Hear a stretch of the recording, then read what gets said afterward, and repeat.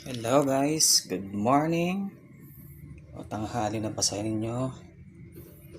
Try nating mag-vlog about this bird, green chick conure.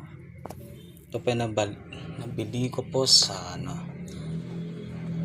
Urdaneta City. Yan. Yan, pang 12 days old ng green chick conure. Hello. Try natin i-feed mamaya. Second video na. Hello, gutom na ba? Gutom na ba? Possible touch to eh. Next video natin, feeding siya. Green chick conure. Thank you guys. Follow and share mamaya.